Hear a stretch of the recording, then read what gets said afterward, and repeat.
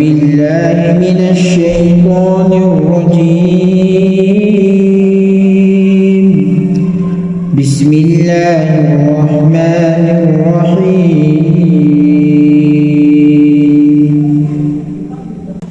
إنا أوحينا إليك كما أوحينا إلى نوح والنبيين من بعده وأوحينا إلى إبراهيم وإسماعيل وإسحاق ويعقوب والأسباط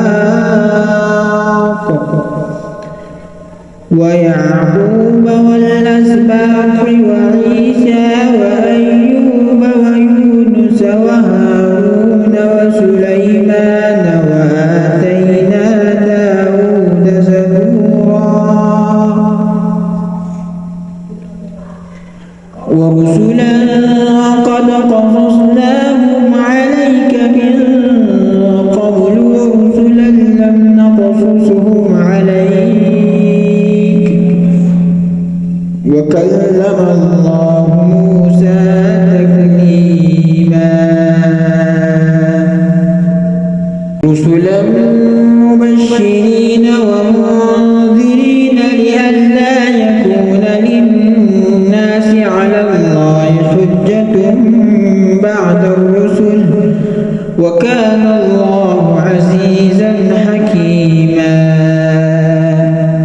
لكن الله يشهد بما أنزل إليك أنزله بعلمه والملائكة يشهدون وكفى بالله شهيدا. إن الذين كفروا وصدوا عن سبيل الله قد ضلوا ضلالا بعيدا. إن الذين كفروا وظلموا لم يكن الله ليغفر لهم ولا ليهديهم طريقا إلا طريق جهنم خالدين فيها أبدا وكان ذلك على الله يسيرا. يا أيها الناس قد جاءكم الرسول بالحق من ربكم فآمنوا خيرا لكم وإن تكفروا فإن لله ما في السماوات والأرض وكان الله عليما حكيما. يا أهل الكتاب لا تغلوا في دينكم ولا تقولوا على الله إلا الحق إنما المسيح عيسى ابن مريم رسول الله وكلمته ألقاها إلى مريم وروح منه فآمنوا بالله ورسله ولا تقولوا ثلاثة انتهوا خيرا لكم إنما الله إله واحد سبحانه أن يكون له ولد له ما في السماوات وما في الأرض وكفى بالله وكيلا. لن يستنكف المسيح أن يكون عبدا لله ولا الملائكة المقربون ومن يستنكف عن عبادته ويستكبر فسيحشرهم إليه جميعا. فأما الذين آمنوا وعملوا الصالحات فيوفيهم أجورهم ويزيدهم من فضله وأما الذين استنكفوا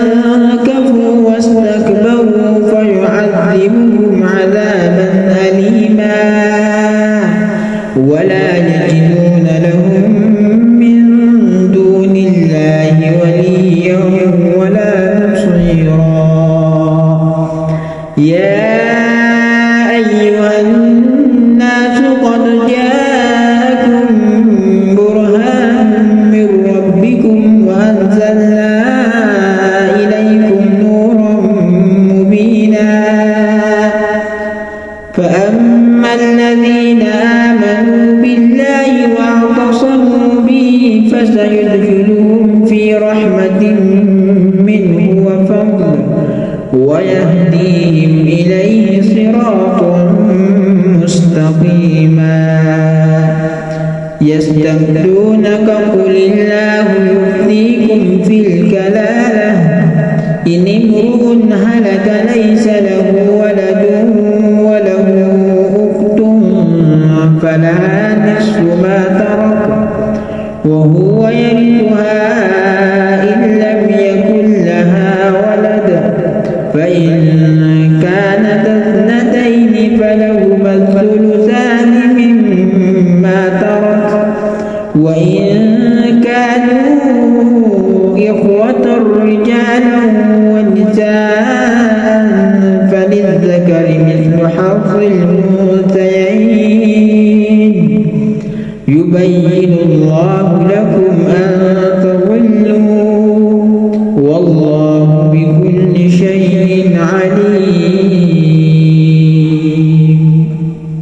صدق